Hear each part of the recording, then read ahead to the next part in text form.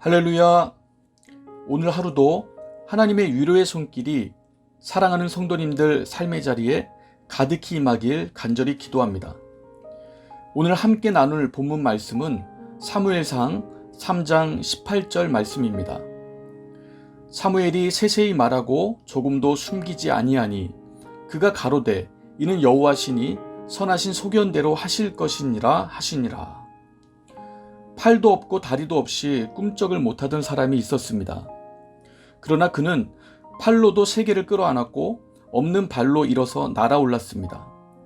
스티브 잡스보다 감동적인 사람, 어느 평론가가 닉 부이치치를 보고 표현한 명구입니다. 닉은 페트라 아멜리아 신드롬이라는 희귀병으로 인해 양팔과 한쪽 다리가 없이 태어났습니다. 한쪽 발에도 겨우 2개의 발가락만 있을 뿐입니다. 누가 봐도 절망적인 환경이지만 그는 오히려 희망 전도사라 불리며 전 세계 40여국 400만 명에게 희망을 전파하고 있습니다. 닉은 3번이나 자살을 시도할 정도로 힘든 어린 시절을 보냈습니다. 그러나 부모님의 극진한 돌봄과 사랑으로 여느 아이들과 함께 일반적인 교육을 받을 수 있었습니다. 닉은 15살에 하나님을 인격적으로 만났고 하나님의 말씀 안에서 비전을 키워갔습니다. 그는 이렇게 고백합니다. 나는 기도하면서 언제나 동행해 주시는 하나님의 말씀을 되새겼다. 주님은 결코 나를 떠나지 않으시며 잊어버리지 않으신다. 최악의 사태가 닥쳐도 모든 것이 협력하며 선을 이루게 하신다. 나는 하나님의 약속을 단단히 붙들었다. 겉으로 드러난 상황이 아무리 암담해도 상관없었다.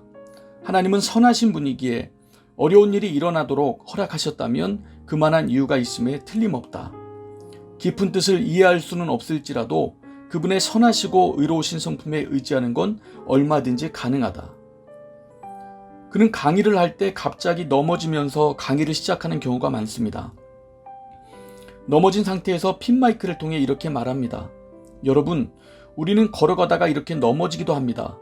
넘어져 있으면 안 됩니다. 결코 포기하지 마십시오. 다시 일어나십시오. 나는 100번이라도 다시 시도할 것입니다.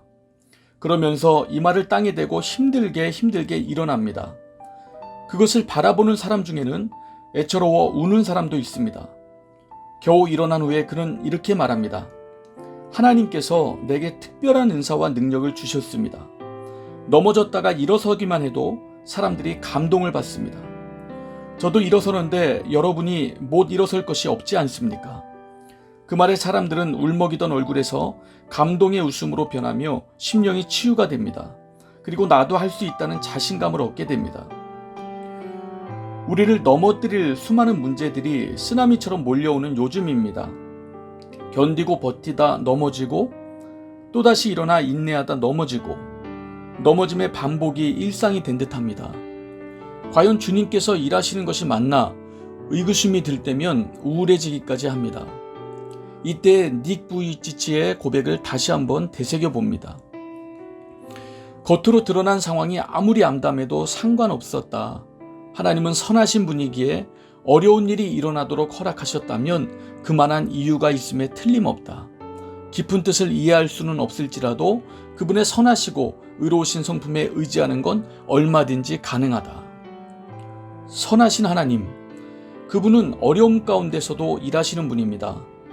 내 생각대로의 삶이 펼쳐지지 않는다 할지라도 오히려 그 반대의 상황으로 심히 괴로움을 겪는다 할지라도 내 손을 놓지 않고 묵묵히 일하시는 주님을 의지하는, 그래서 순간의 고통이 오히려 인생의 여정에 쓴 약이 되어 후에 주님이 그때 그 시절에 주님의 뜻대로 일하셨음을 고백하고 감사할 수 있는 저와 우리 모든 성도님들 다 되시기를 예수 이름으로 부탁을 드립니다.